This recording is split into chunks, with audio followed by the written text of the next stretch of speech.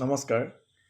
এইবাৰ আহিছোঁ মই মিথুন ৰাশিৰ জাতক জাতিকাসকলৰ মে' মাহটো কেনেধৰণে কি ধৰণে যাব তাকে আলোচনা কৰিবলৈ ওলাইছোঁ।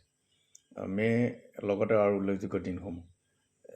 মে' মাহটোত মিথুন ৰাশিৰ জাতক জাতিকাসকলৰ যদি চোৱা যাওঁ, এই মাহটো তেওঁলোকৰ শুভাশুভ মিশ্ৰিত ফল পাব।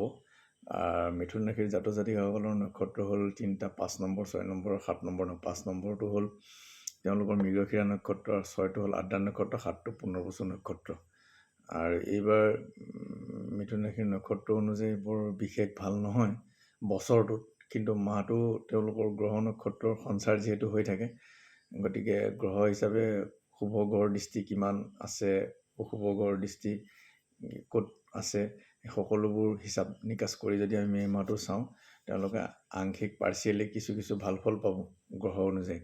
গতিকে মিথুন ৰাশিটো যদি চাওঁ, এইবাৰ তেওঁলোকৰ এটা জীৱযোগ হৈ আছে। জীৱযোগৰ ফল খুবেই ভাল হয়। তেওঁলোকে হঠাৎ কৰ্মপ্ৰাপ্তি বা তেওঁলোকৰ আকস্মিকভাৱে কিছুমান কাম হাতলৈ আহিব পাৰে, আৰু তেওঁলোকে সফলতাও দেখিবলৈ পাৰিব। আৰু তেওঁলোকৰ অকণমান স্বাস্থ্যৰ ক্ষেত্ৰত ভালেই দেখা যায়। আৰু তেওঁলোকৰ ধনস্থান ধন কিন্তু ক্ষয় ক্ষতি হ'ব। গতিকে ধনৰ ক্ষেত্ৰত তেওঁলোকে কিছু সাৱধানে চলা উচিত। আৰু তেওঁলোকৰ ভাতৃস্থানটো যদি চাওঁ, ভাতৃস্থান মোটামুটি ঠিকেই দেখা যায় ভাতৃস্থান, কিন্তু ভাতৃ ঠেকাত থাকিলেও লগতে কিন্তু ভাতৃসকলৰ লগত কিছু ক্ষেত্ৰত বিৰোধো দেখা যায়। আৰু বিদ্যা বুদ্ধি তেওঁলোকৰ হ'ব, যথেষ্টখিনি বিদ্যা বুদ্ধি হ'ব। আৰু শনিৰ দৃষ্টি আছে কাৰণে বিজ্ঞান বা পজিটিভ বিদ্যা এই লাইনবোৰত তেওঁলোকে যদি শিক্ষা দীক্ষা আহৰণ কৰিছে বা কৰিছে, তেওঁলোকে আগবাঢ়িবলৈ সক্ষম হ'ব। আৰু লগতে তেওঁলোকৰ কিছুমান বাধাও থাকিব। গতিকে বাধাৰ কাৰণে উপযুক্ত বিধি নক্ষত্ৰ অনুযায়ী প্ৰতিকাৰ কৰিলে তাৰ বাধা কিছু লাঘৱ হ'ব। বিশেষকৈ আমি নক্ষত্ৰসমূহৰ দান দক্ষিণা বা ঘৰৰ দান বহাগ মাহটোত দিবলৈ কোৱা যায়, জ্যোতিষীয় বিহু মতে বহাগ মাহ এষ্ট্ৰলজিকেল মতে। গতিকে যদি কিবা কাৰণ বহাগ মাহত নোৱাৰিলে, জেঠ বা আহাৰ মাহৰ ভিতৰত দান দক্ষিণা দি দিব পাৰিলে ভাল। কিন্তু মলমাহ থাকিলে মলমাহত দান দক্ষিণা বা যাগযজ্ঞ পূজা পাতল কৰাটো উচিত নহয়। আৰু মিথুন ৰাশিৰ বিশেষকৈ নৱমত ৰাহু আছে। গতিকে তেওঁলোকৰ জাতক জাতিকাসকলৰ এই মাহটোত হয়তো তেওঁলোকৰ বাহিৰলৈ যোৱাৰ প্ৰগ্ৰেম থাকিব পাৰে। বিভিন্ন মঠ মন্দিৰ দৰ্শন দিও তেওঁলোকক কৰিবলৈ সুবিধা হয়তো আহিব পাৰে হাতলৈ। আৰু তেওঁলোকে কিছুমান কাম কৰ্মত তেওঁলোকৰ পৰিৱৰ্তনৰ যোগ দেখা যায়। চাকৰি বা ব্যৱসায় যিসকলে কৰি আছে, তেওঁলোকৰ হঠাৎ কৰ্মৰ পৰিৱৰ্তন হয়তো হ'ব পাৰে।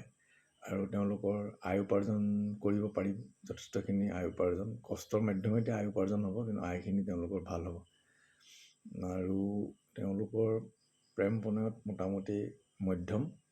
আৰু যিহেতু তেওঁলোকৰ খৰচৰ পৰিমাণো বাঢ়িব, যিহেতু দ্বাদশত ৰবি বহি আছে, গতিকে তেওঁলোকৰ কিবা গুৰুত্বপূৰ্ণ কামবোৰত হয়তো খৰচ পাতি কিবা কাৰণত বেছিকৈ হৈ যাব পাৰে। আৰু সদায় সাৱধানে খৰচ পাতিৰ ক্ষেত্ৰত অকণমান সাৱধান হোৱা উচিত। মোটামুটি তেওঁলোকৰ মিশ্ৰিত ফল এই মাহটোত পোৱাৰ আশা আছে। আৰু তেওঁলোকৰ যিহেতু শনিৰ দৃষ্টি আছে, খৰচা পাতিৰ ক্ষেত্ৰত সাৱধান হোৱাই ভাল। আৰু তেওঁলোকৰ যিহেতু শনিৰ দৃষ্টি আছে, পাৰিবাৰিক ক্ষেত্ৰত অকণমান সাৱধানে থকাটো ভাল। আৰু ৰাহুৰ যিহেতু দৃষ্টি আছে, তেওঁলোকৰ প্ৰেম প্ৰণয়ত কিছু বাধা সৃষ্টি হ'ব। আৰু তেওঁলোকৰ স্বাস্থ্যৰ ক্ষেত্ৰত মানে কিছুমান সমস্যা থাকিব পাৰে। আৰু তেওঁলোকৰ কৰ্মৰ হঠাৎ পৰিৱৰ্তন হ'ব পাৰে।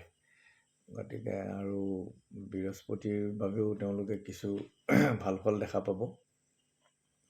গতিকে তেওঁলোকৰ মিশ্ৰিতই ফল হ'ব সেইকাৰণে। গতিকে আৰু তেওঁলোকৰ কাম কাজবোৰ অলপ আগ্ৰাসী ৰূপত কৰিবলৈ পাৰিব। কষ্ট কৰিলে তেওঁলোকে ভাল ফল পাব।